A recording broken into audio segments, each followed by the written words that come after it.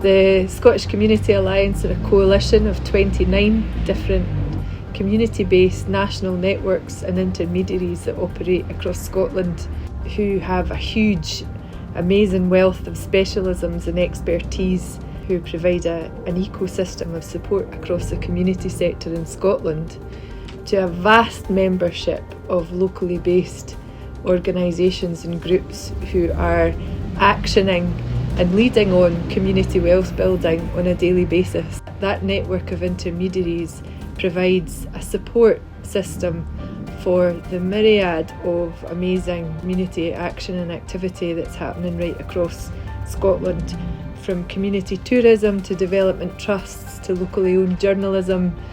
And the reason that we started up this project on community wealth building is because we really want to highlight the fact that before the term community wealth building was even coined, communities were already doing it.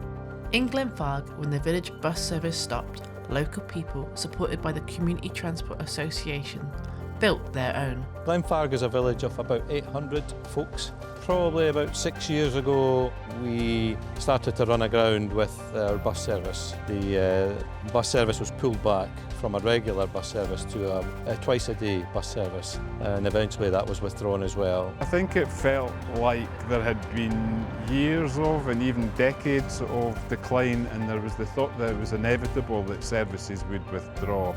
We started by running a community bus, trialling a couple of wee runs, but when we were given the opportunity to actually develop a bus service, we decided to run a bus service between Glenfarg and Kinross. Last week we did just in excess of 2,100 passenger journeys in a week using 9 buses, and we have 25 drivers. Not just bus drivers, they're friends and they're social workers. They watch out for people. If people aren't on the bus, or if they haven't seen somebody for 2 or 3 days, they'll be looking out for them. In Tiree, a community-owned wind turbine powers a whole raft of essential services, helping keep people on the island. The work that community development trusts do is absolutely vital in places like this. These are the organisations that are addressing issues like vet services, addressing issues like housing, doing the work to make sure that the fishing fleet can stay economically viable.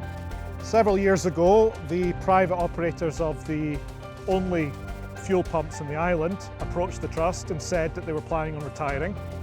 The impact of not having a petrol supply in an island this far from the mainland would have been enormous, so the trust found itself running a project to set up a new community fuel station, and here we are. We have a housing project on the go just now, which is large enough to house about 14 or 16 units, homes that are owned by the community and rented at an affordable level to people who live there. In Mayfield and East Houses, residents transformed a derelict bowling green into a thriving community hub. The spirit of the people that work here, that live here, that belong here, and that participate here cannot be bought. The wealth of the community is in the actual community. Hiya, I'm Sharon. I'm the manager of Mayfield and East Houses Development Trust, and we are currently with Phil in our garden. Food is the key to anything you're doing. Yeah. I really think when you feed someone, you're nurturing them. During COVID was when we really came into our own. So during COVID, I was able to work with the local resilience group, and we were delivering hot meals to isolated and elderly members of the community. And I used to say to the volunteers when they were going out, because I'm really namby-pamby about stuff, and I'd be like, remember, you're not delivering mince and tatties. You're delivering a wee bit of care, a wee bit of love, telling them they belong here. In Fort William, residents work tirelessly to provide a community service that builds connections. Come and join us in the Nevy Centre. Come and see what we've got. We have a children's soft play centre. We also have a bowling alley and many rooms that we can use for different things. Our large hall can support concerts, events, exhibitions, festivals, while we have also some studio spaces. From glee clubs to youth clubs to art clubs, girls clubs, football, shinty, Loch Arbor Live, the Royal Mud. Talk about this being at the heart of Lochaber is because we see the value to the local community with everything that we do. We encourage them to take ownership of the centre as well. We're aware of the needs of people to meet on a regular basis to get away from the isolation that can happen in an area like this. But without the centre, up to 75% of our service users would probably have no alternative in terms of the facilities that they could go to. In Langham, the community pulled off a 10,000-acre community buyout to create the Tarras Valley Nature Reserve. Locally, this land's really, really important. It's the site of common riding, or one of the ride-outs, which culturally is huge for Langham. For people, this was always theirs. It's where they ride, swim, walk, and nobody knew what would happen if the community didn't buy it.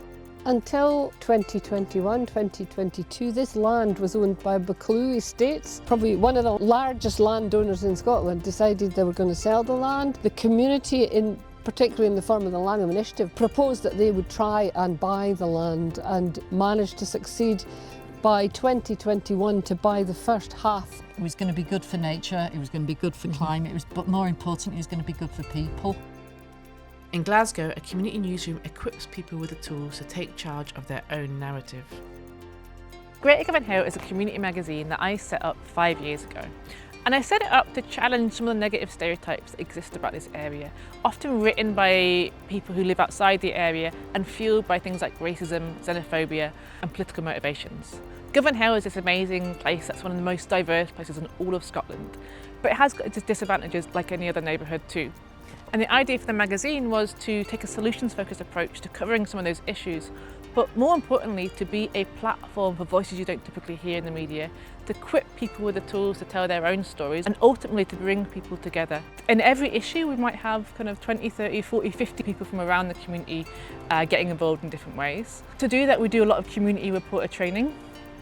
So we run workshops and kind of more extended programs for people to learn journalism skills, to get involved in community action, to think about how they can use their voice to make a change.